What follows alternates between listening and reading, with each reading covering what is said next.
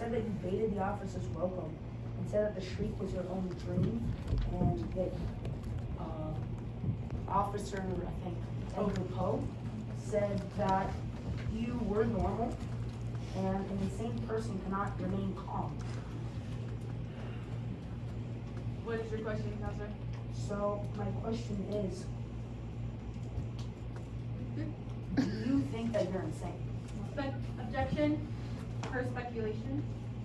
He's asking the witness to testify about his crime. I agree. Oh, yeah. Any other questions, Counselor? What? So, Mr. Mayor, you do repeat yourself multiple times as you are not.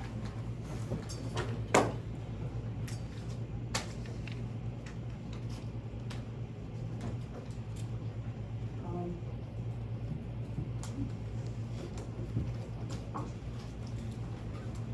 Oh, Mr. Mayor, you repeat yourself that you are not. This means, or you do believe that you are not.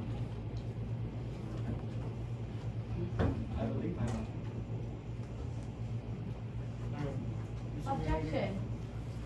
Sebastian is also doing speculation by asking him if he is mad or not. Explain. Sebastian is asking the witness to prove that if he is not mad. Questions, ask a question that testifies to the motives, intentions, or reasons behind the actions of another. So if he asks he's not mad, it's not an action. It's stating whether his state of mind is. I'm gonna allow it. Continue, Counselor.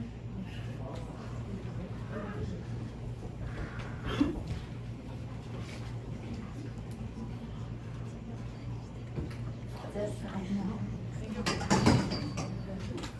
Bailiff, please escort Mr. Narrator back to the witness stand. Or the witness area. We have now heard the cases of both the prosecution and the defense. It is now time for a closing statement. Does the prosecution have a closing statement to give? Your Honor, can you bring up a statement? Can you bring up a subject, a witness? Prosecution, please, Yes, Your Honor. okay, It's right there, too. please proceed with your closing statement. Your Honor, and ladies and gentlemen of the jury, we are here today about the murder of the victim, Mr. Hawkeye. Mr. Narrator was planning this murder for 7 days prior to the actual murder date. Therefore, it was a planned murder.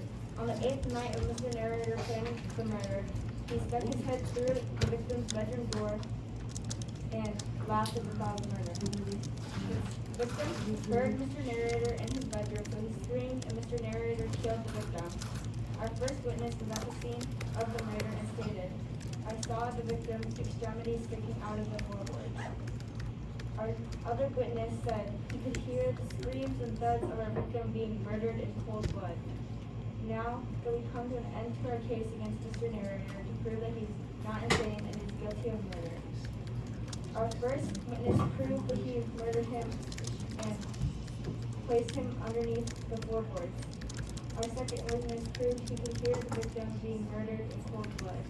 So as we go through with our case, please take into consideration of how this evidence proves him guilty of the murder of Mr. Hawkeye by his own pure will. Thank you for your attention.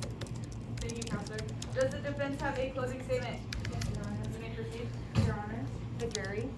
Like the boss said in the beginning, you can't have a flame without a spark. Maybe to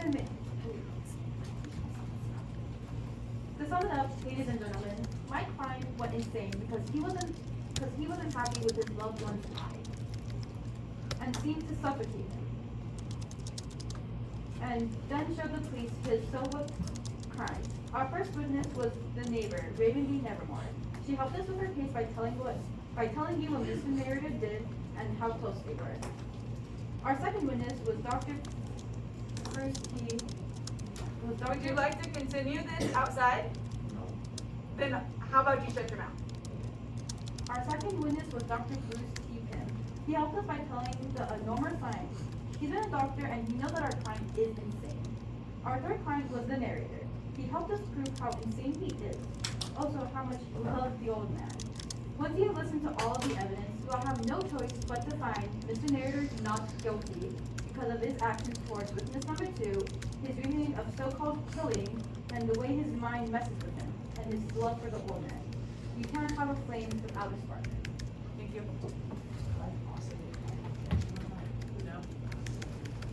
We have now concluded our trial and will allow our jury members to deliberate in private session. Bailiff, please take our jury outside to deliberate on this case.